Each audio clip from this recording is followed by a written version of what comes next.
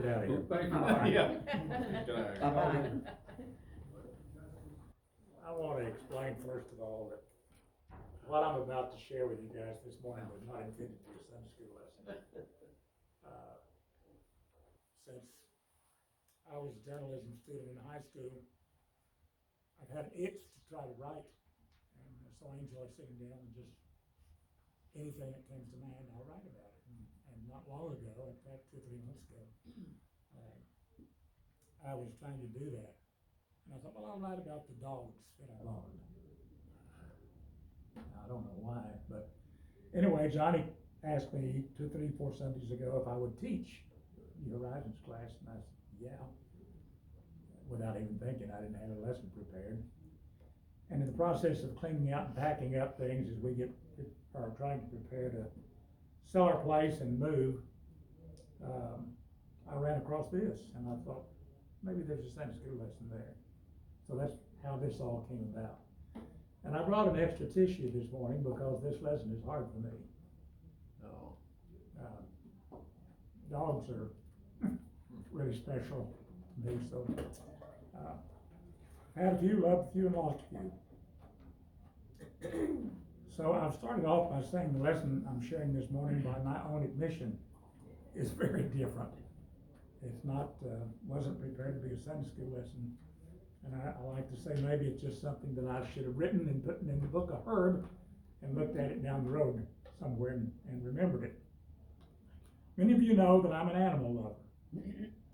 In previous lessons, you've probably heard me say that I think animals will share heaven with us.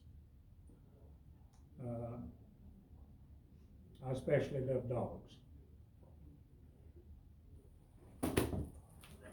I go past Fuzzy Friends every day, or not every day, but every time I come to town, and I always say a little prayer when I go by that God will find a good home for those animals.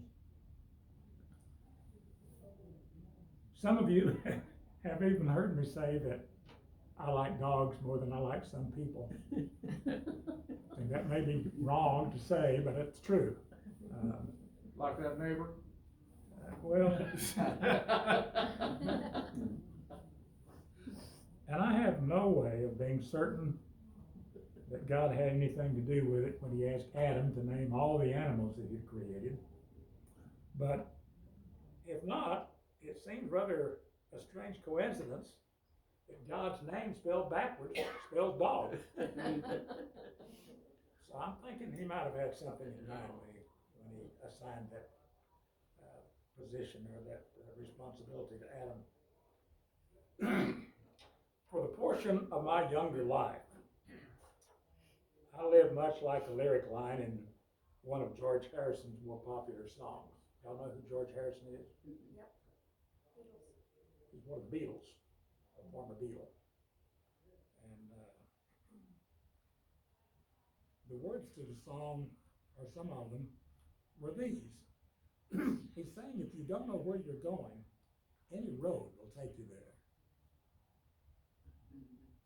This was especially true in my spiritual life during my younger days. But the years after Beth and I were married, in my early years as a disc jockey on the radio, I didn't think much about a particular road to anywhere. Yeah, I had an agenda every morning, I guess, but certainly my life had a daily routine.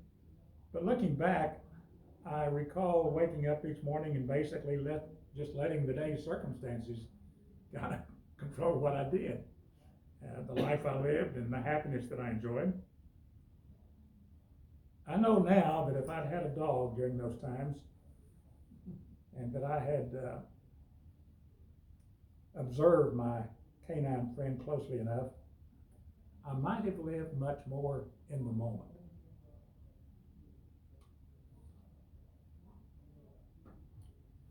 As I sat preparing what I'm sharing with you this morning, Chaco, our chocolate brown Labrador friend, walked into the room where I was sitting at my computer and sat down beside me. patiently waiting for the treat that she had learned that she'll get if she just sits there long enough. Staring with me in those eyes that somehow or other seem to look deep into my soul when she just sits there and looks at me. She sat there for probably 10 minutes, and then I reached in my pocket, I handed her a treat. And after that, she laid down right at my arm's length. And I'm certain she laid there with a heart filled with thanks and love. And she just fell asleep. All she wanted was a little treat in exchange for her love so totally unconditional. How blessed can a man be to have a friend like that? And yet, we all do, don't we? Don't we? Don't we have a friend that loves us unconditionally every day? It's God. He loves us no matter what we say, how we act, what we look like, how old or how young we are, what color we are, where we live, how much money we have, who our friends are. Wherever we go, whatever we do, His love is always with us. How much does He love us? Listen to what He tells us in Ephesians 3, verses 18 and maybe 19. Do you want me to read before that too, or? Just 18 and 19. Okay, 18. May have power together with all the saints to grasp how wide and how long and how high and how deep is the love of Christ, and to know this love that surpasses knowledge, that you may be filled to the measure of all the fullness of God. Thank you. How long, how wide, how deep is the love of God? Because of my present age, I'm almost certain that Chaco will be the last canine teacher that I have, but she certainly wasn't the first. There have been many dog friends of mine that have taught me so many life lessons that I've learned. Among the most important is how to live in the moment. What does that mean to y'all, living in the moment?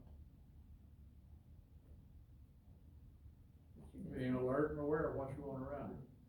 Right now. Yeah.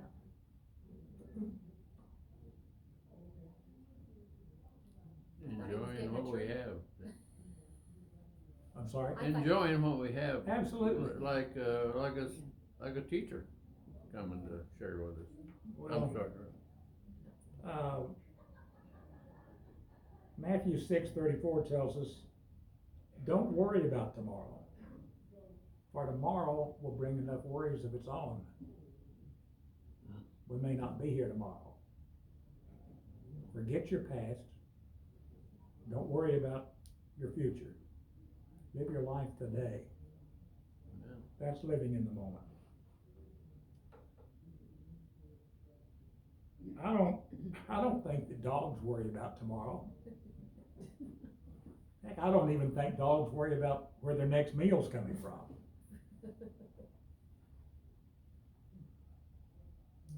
David tells us in Psalms 118, verse 24, this is the day the Lord has made. Let us rejoice and be glad in it. It appears to me that dogs somehow know better than humans just how to do that. For example, I can just say the word ride, and immediately Chaco runs to the back door. And she turns in a couple of circles. I don't know why dogs do that, but I put this in the book of Herb. I believe that all dogs do that because just like the Boy Scouts, all dogs know that one good turn deserves another. But when I open the door to go outside, she will immediately run to the passenger side of my pickup. And then she looks at me with eyes that seem to say, let me go. I want to go with you. I want to be with you. Can I go? I don't know what I've ever done to deserve that kind of friendship. While I'm amused at her ability to live so fully and happily in the moment, I'm also very much inspired by it. I tell myself that her skill is most certainly due to lack of a smartphone or a computer. No phone calls to return, no text messages to answer. The kind of things that have dictated so much of my life. After all, I'm a human, living in a crazy world full of expectations and all the many problems that we live with today. Could it be true that because of my past slavish addictions to performance and deadlines and electronic devices, that I may have robbed myself of all that my Heavenly Father has desired for me? Simply to enjoy each day in the moment. Could it be that God is somehow using Chaco to show me that I'm willing to not willing to limit myself to time that I desperately need to be spending with Him? Should I not be standing at God's door saying, let me go with you? Can I go? Let me follow you. So as Chaco and I travel along together, I look at her, head stuck out the window and ears flopping in the breeze, just living in the moment. And oftentimes I will say out loud, thanks, Chaco, for showing me that I so desperately need to be spending more time with that one who loves me so much, enough that He sent His own Son to this world to live and to die for my sins.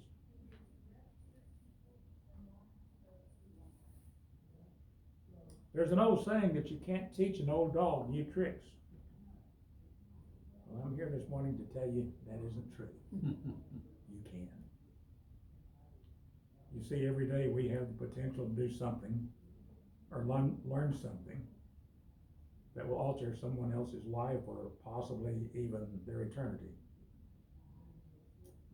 And what an amazing thought that God can use someone like me for His purpose. That even an old dog like me can still learn from God's Word, and with a little effort, perhaps can be useful in some way to further His kingdom. I love what Jeremiah tells me in the Old Testament book, that the Lord has plans to give me a future and a hope. But what we often forget to do after we read that is to go on and read the next verse, which says, in those days when you pray, I will listen. If you look for me wholeheartedly, you will find me. When I was somewhere in my early 50s, I told God that if He wanted me to teach a Sunday school class, I'd give it a try. Now let me share with you my credentials at that point in my life for teaching anybody anything. I was the 1956 runner-up for a high game on the pinball machine at Upshaw Drug in Level N High School. I was a college dropout. I left college midway through my junior year to join the Marine Corps. And yes, I am a Marine. And let me tell you what the Marine Corps taught me. How to smoke, how to drink, how to cuss, and how to fight. And one more thing, I was a marginal shuffleboard shooter who participated in tournaments performed at various Waco bars on Tuesday nights. Not exactly the best qualities or the best qualifications to teach a room full of Sunday school second graders.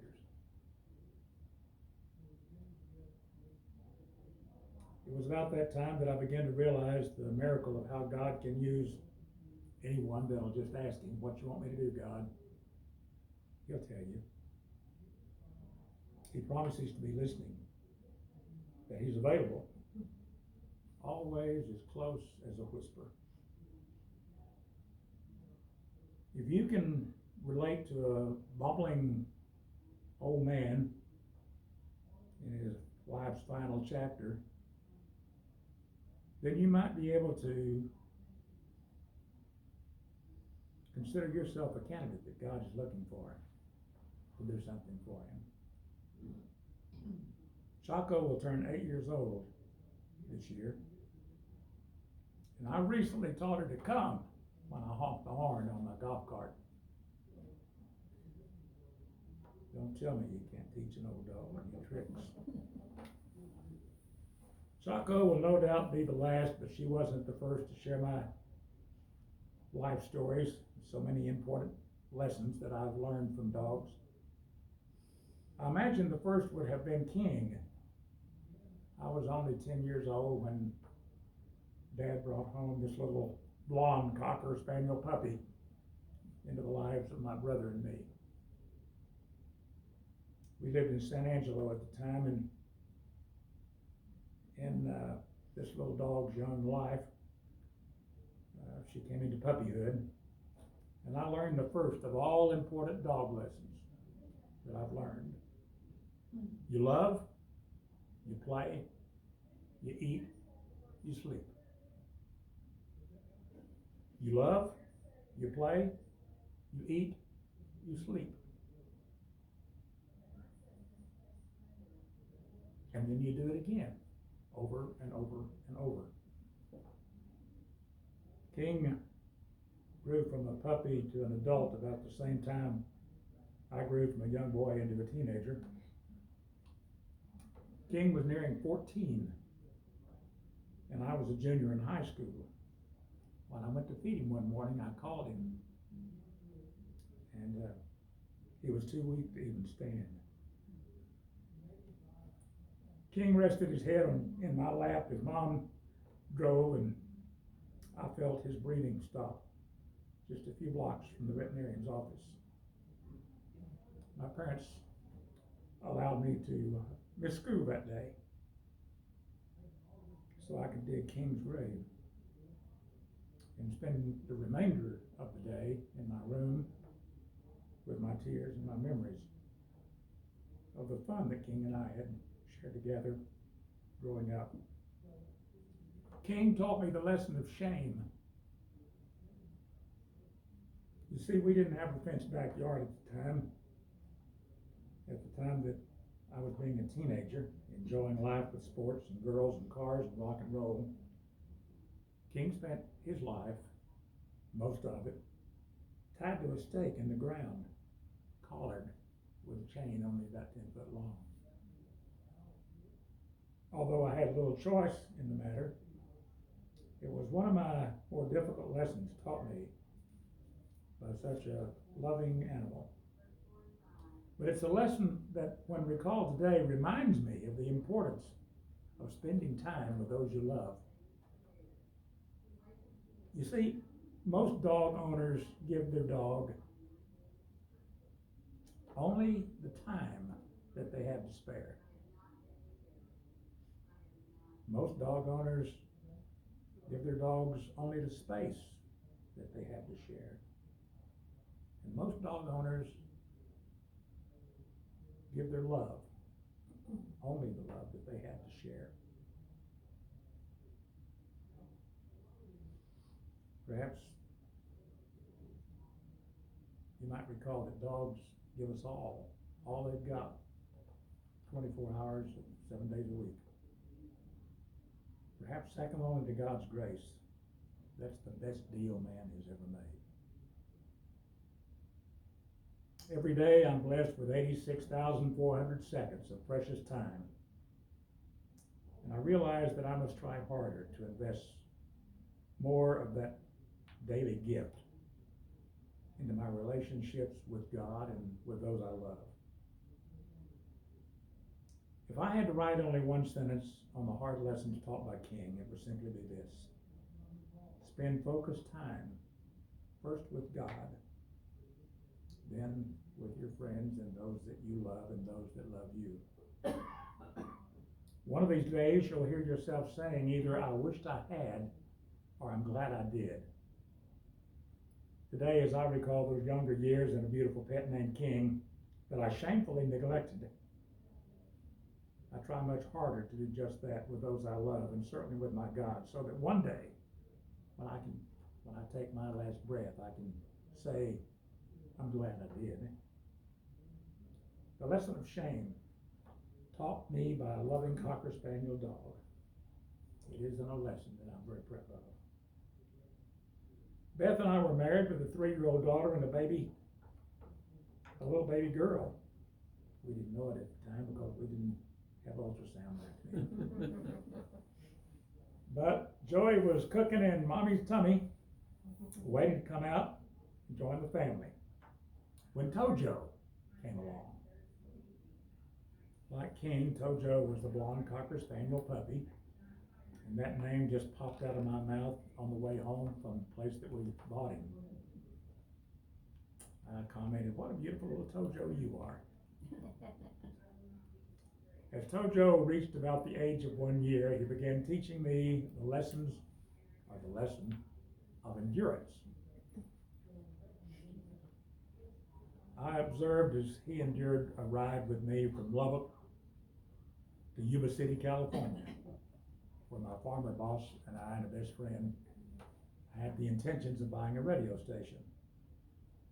Negotiations to that intent fell apart, which is entirely another story, in which I learned the lesson of anger management.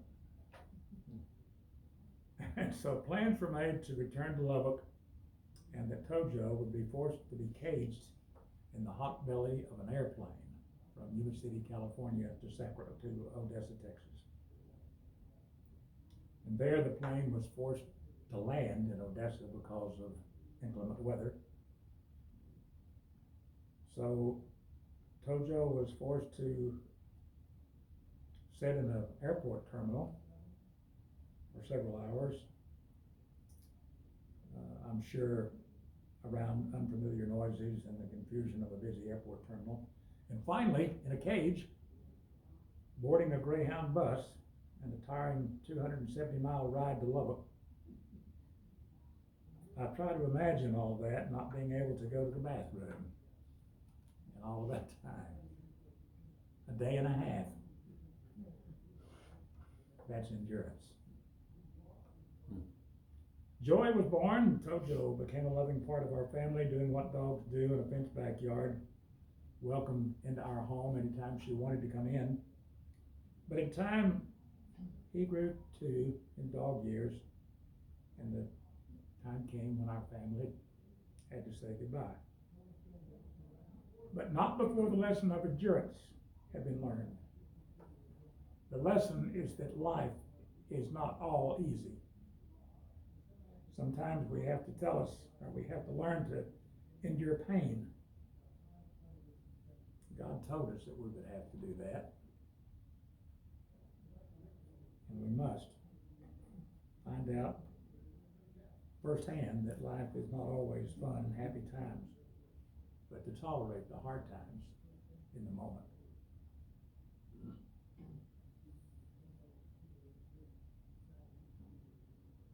And then along came Brandy. Brandy was a beautiful fire red Irish setter, and her lesson was devotion. Like my earlier pet, she was purchased at the approximate age of 8 weeks. And although she grew into adulthood, afforded a loving home, she sensed a world outside our backyard fence. And rather than digging under it, she learned to climb over it. 6 feet. She loved to roam the neighborhood. She stayed close. One day while I was working in the yard, mowing the lawn actually, an elderly neighbor that lived down the block and across the street from us, I didn't know her, I'd seen her. She walked around the block every day for a little exercise. And she stopped that morning to tell me how much she appreciated our dog. And I said, what are you talking about? And she said, your dog meets me at my house every morning and joins me in my walk. I didn't know that.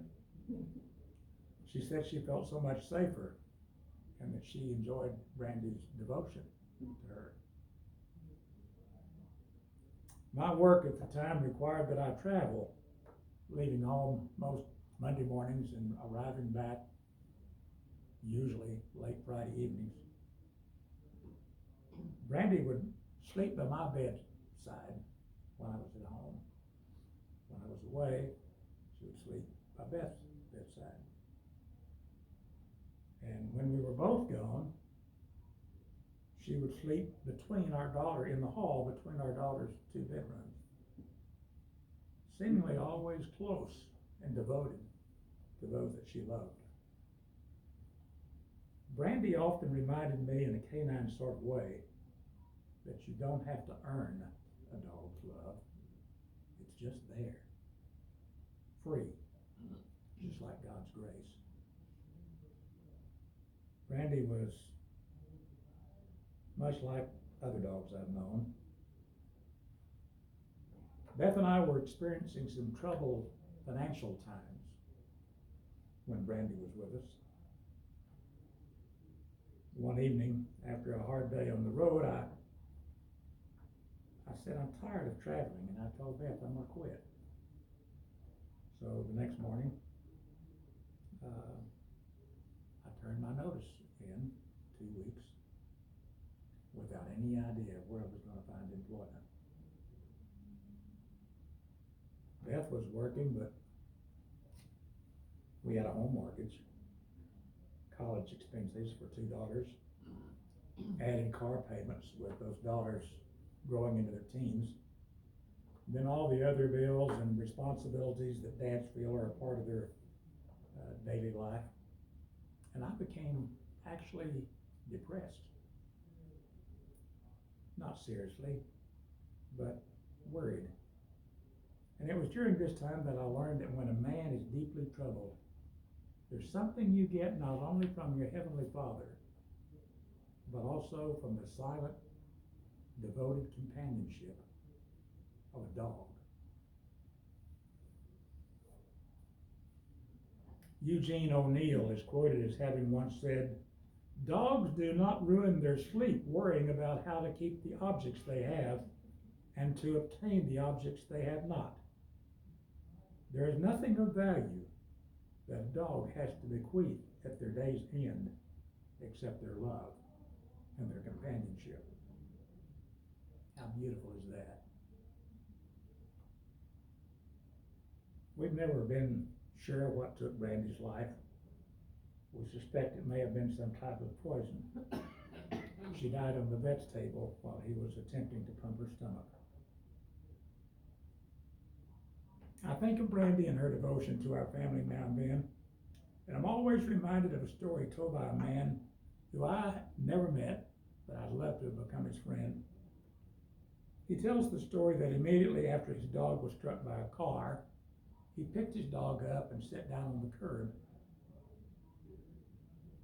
And with the dog's last breath, he lifted his head and licked the tears from the man's face. I believe that Brandy would have done that same thing for me. Brandy's lesson of devotion, just as God's devotion to each one of us, is one of my favorites. And then came Cody, a little speckled black and white Dalmatian, just a pup. that I often visualized one day would be sitting on the Budweiser wagon, full of those big, beautiful Clydesdale horses. I don't know what to call Cody's lesson. Maybe humility.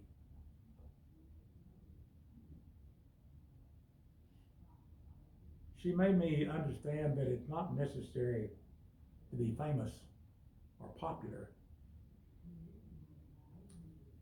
It was at that period of time that I was on the radio, and my partner and I had the #1 show in Waco. And I really thought I was somebody. I could go into any bar in Waco almost, and I had 5 or 6 drinks sitting in front of me, not knowing where they came from. Heard your show this morning, that was great. Loved y'all's show, you know, that kind of stuff. Everywhere I went, I would hear teenagers in restaurants whispering to the mother,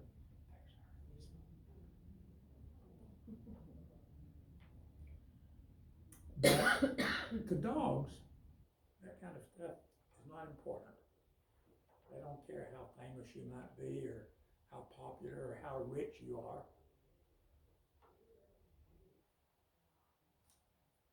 This little animal never tried to impress me with her skill, her courage, her strength, and certainly not her intelligence.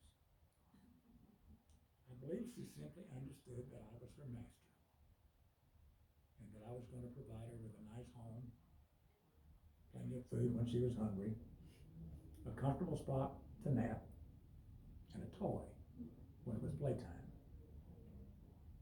I believe much of the same things that our Lord provides for each of us as we go through our lives. Everything that we need, really. I don't know what kind of thoughts dogs might have, but I'm pretty sure that they're smarter than we humans give them credit for. Thoughts of Cody remind me of the words of David's words. And I believe they might have been written when David was a shepherd, gazing at the stars and the vastness of the heavens as he watched his sheep. I believe that Cody knew I loved her, just as I believe that David knew God loved him. These are David's words as found in Psalms 139, verses 1 through 6.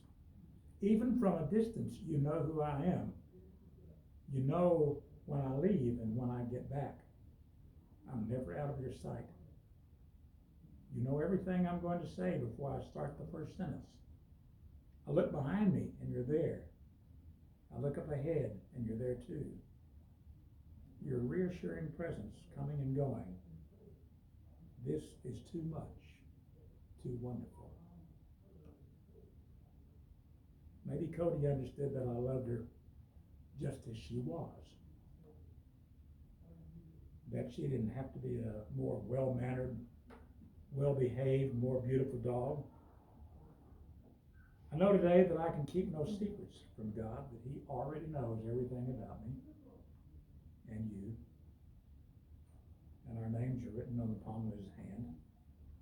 And that He loves me and you, each one of us, exactly the way we are. Whether it's on our worst day or our best day.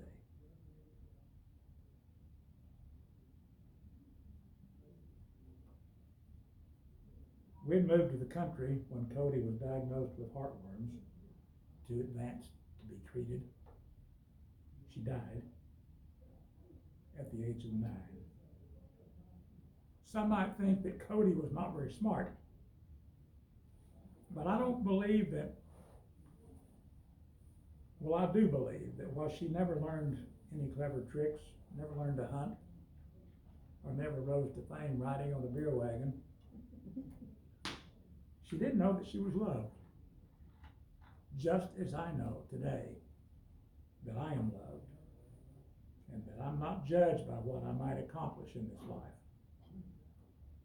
Even so, I can be overjoyed simply knowing that God knows me, that He will meet my every need, that He loves me with no strings attached, and that one day I'll meet Him face to face. Following the experience with Cody, I imagined that she would probably be the last dog I would have for a friend and a four-legged teacher.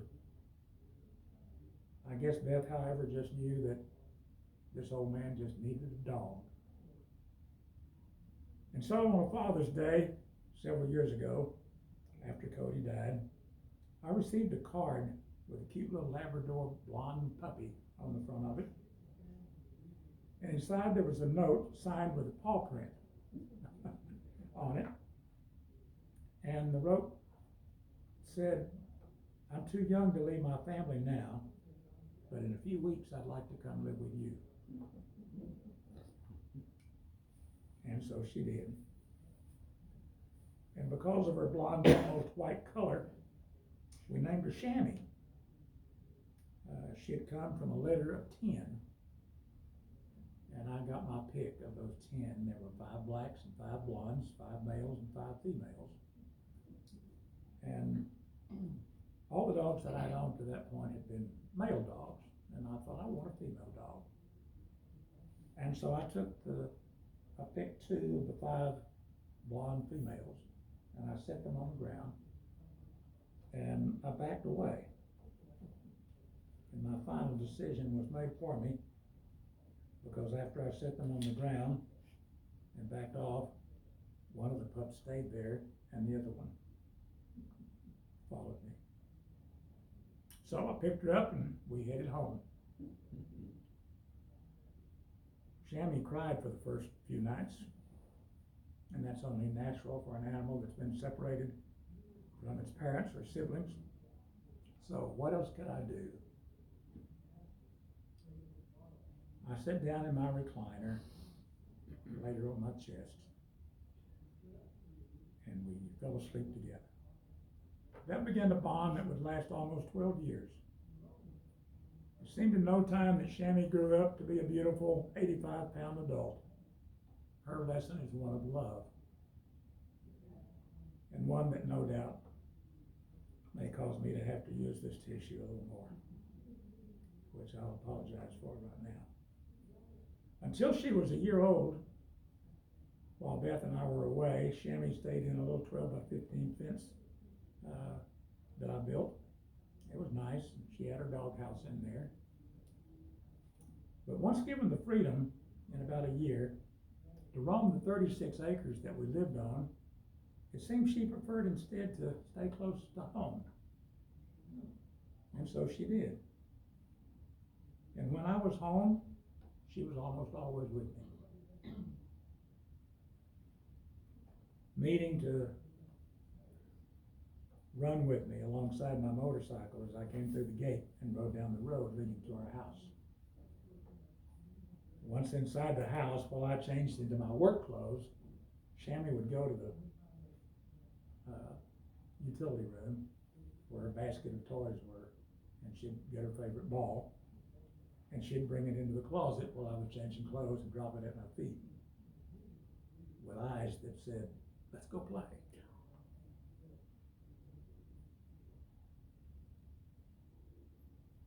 Whether we were in a field or playing in the water on the Brazos, she'd run or swim after it and always bring it back to me, waiting for another turn. Oftentimes while I was laying rock, I would have my wheelbarrow mortar beside me. Shammy would go get a stick, come back and drop it in the wheelbarrow, knowing that I would have to get it out and throw it.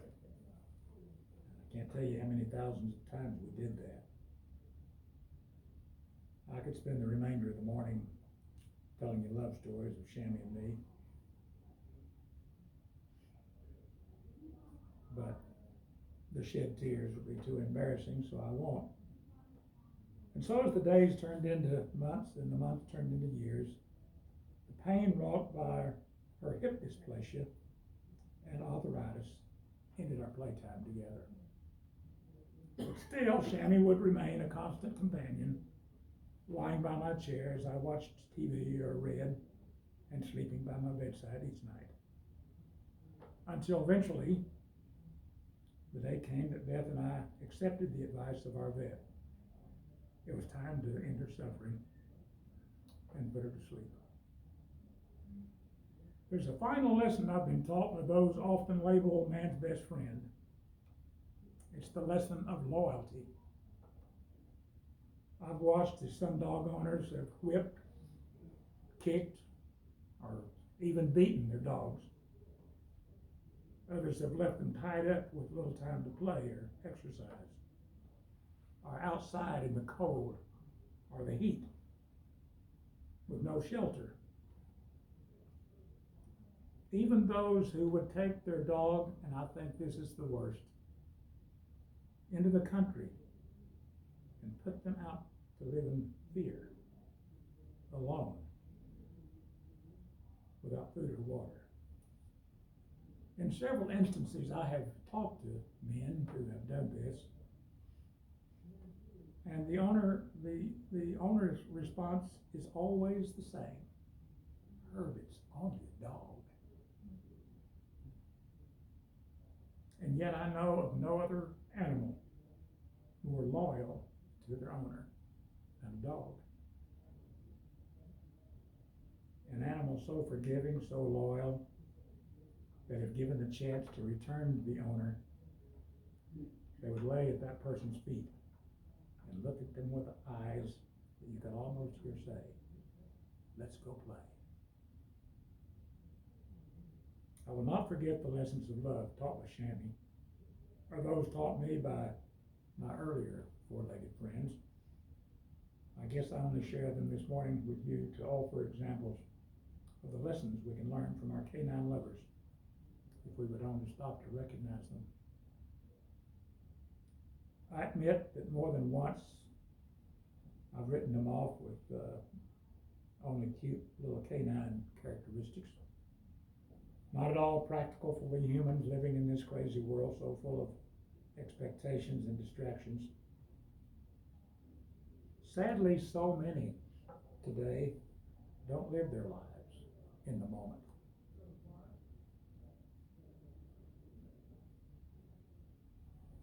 Lives more tolerant of others. Lives filled with devotion. Devoted time to their Creator, their family, and their friends. Lives lived with unconfessed shame.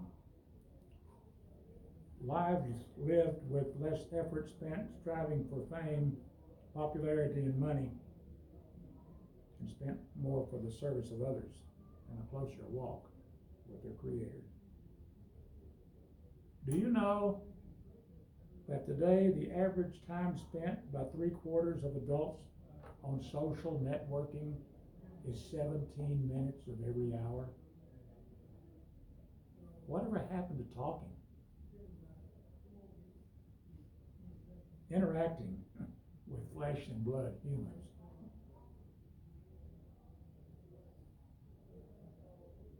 Not long ago, I was sitting in the waiting area of a local tire dealer, waiting for my tires to be changed. And I counted 11 people sitting around me, doing the same thing, I expect. One was reading a newspaper. 2 were looking through magazines, and the other 8 were looking at their cell phones. No one was talking.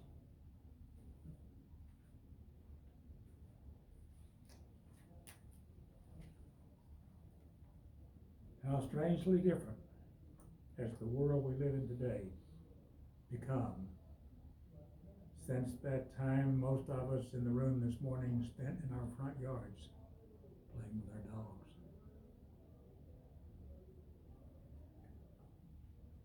I know this morning's lesson was a little different. It probably is one that I never thought I would share with anyone, but rather one that I put into writing just to remember some of my very best friends, the dogs in my life, and the love I've shared with them. Maybe it brought back a few memories of your own. Pray with me if you would. Father, we come again this morning with thankful hearts. You've given us so many reasons to say thank you. And so this morning I I thank you again for the creation of animals that you've given us to be such loving companions. And in so many ways to be special friends. As we leave this morning, help us to be aware that you are here and that you leave with us. Help us to feel your presence wherever we go. I ask your blessings on the members of this class, both those here and those that are not.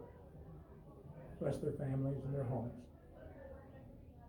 Forgive us where we fail you so often.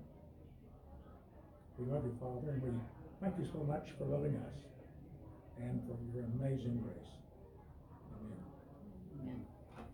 Amen. Anybody got a dog?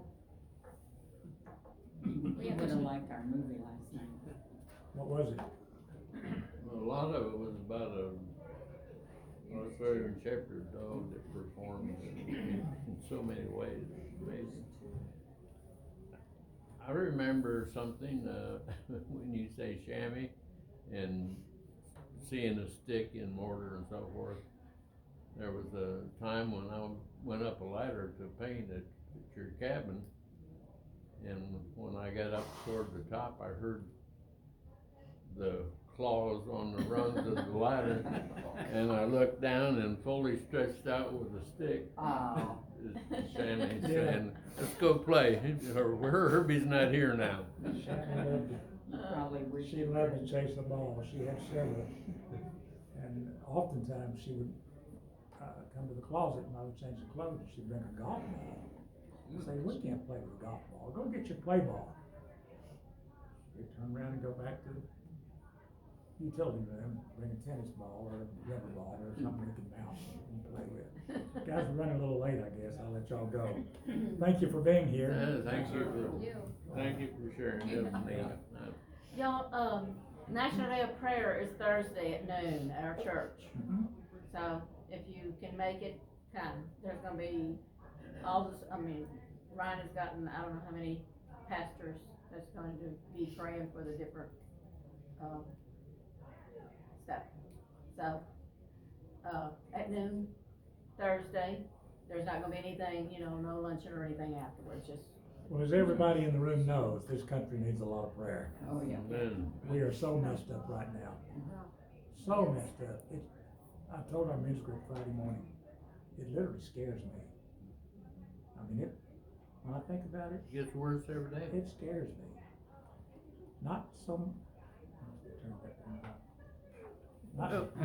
not so much for me, but for my children, my grandchildren. Oh, yeah. Yeah. They're gonna live in a terrible